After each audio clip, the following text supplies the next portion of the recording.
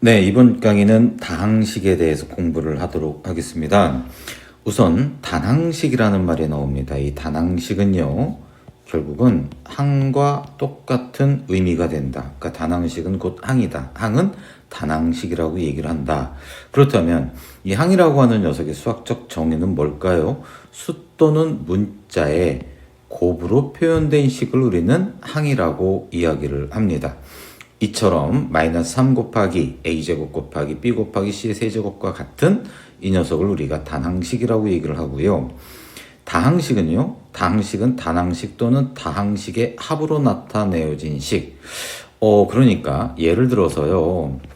x제곱 마이너스 4x 더하기 예를 들어서 x세제곱분의 1이다 라고 논다면 얘는 다항식일까요? 일단 항의 개수는 몇 개일까요? 항의 개수라고 딱 물어봤을 때 3개요 라고 대답하는 친구들은요, 항이라고 하는 이 녀석의 정의를 다시 한번 학습을 하셔야 됩니다. 뭐라고 했죠? 곱이라고 했습니다. 곱. 그러니까 이 녀석은 분명히 항이 됩니다. 하지만 얘는 곱이 아니고 1 나누기 x 세제곱이라고 하는 분수식이라고 합니다. 그래서 얘는 항이라고 얘기할 수 없습니다. 뭐라고요? 분수식이다 라고 이야기를 합니다. 우리가 지금 학습하는 것들은 바로 용어의 정의입니다. 용어의 정의라고 하는 것은 여러분들이 인정하셔야 되고요. 왜 그런 거지? 라고 이렇게 따지는 것이 아니고 외워주셔야 된다라는 거 꼭 기억해 주시고요. 차수라고 하는 것은 뭐냐면요. 여기서 중요한 건 특정 문자라고 하는 이 녀석이 상당히 중요합니다.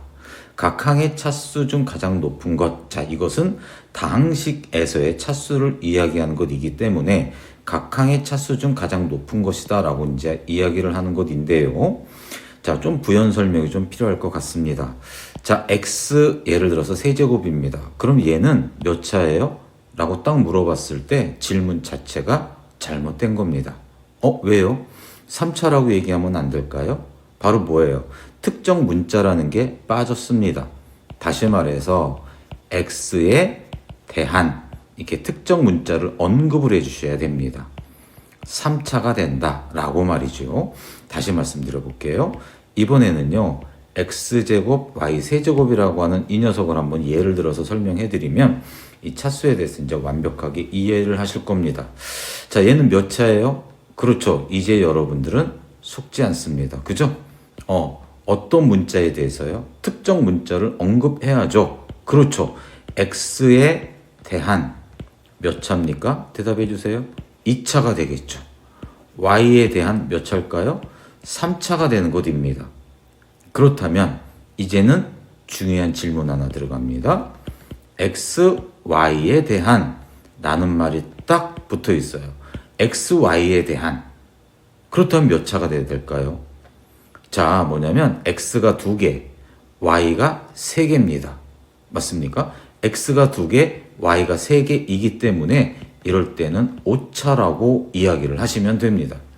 정리해 볼게요.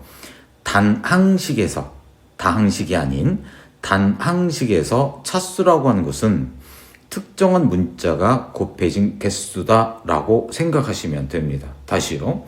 단항식에서 차수라고 하는 것은 특정한 문자가 곱해진 개수다. 그럼 x, y에 대한이라고 나와 있으니까 x가 2개, y가 3개, 총 5개가 되는 거. 5차구나 라고 얘기를 하시면 되고요. 다항식에서의 차수라고 하는 것은 가장 높은 녀석. 그렇죠. 예를 들자면 여기 보이시죠? ax제곱 플러스 bx 플러스 c. 그렇다면 x에 대한 특정한 문자를 언급해 주시고 2차식이다. 그 밑에 있는 녀석은 x에 대한 3차식이다. 가장 높은 차수가 3이기 때문에요. 이렇게 생각하시면 되고요. 내림차수는 차수가 큰 거에서부터 작은 쪽으로, 오름차수는 차수가 낮은 쪽에서부터 올라가는 요 순서로 표현하는 것을 우리는 오름차순, 내림차순이라고 이야기를 합니다.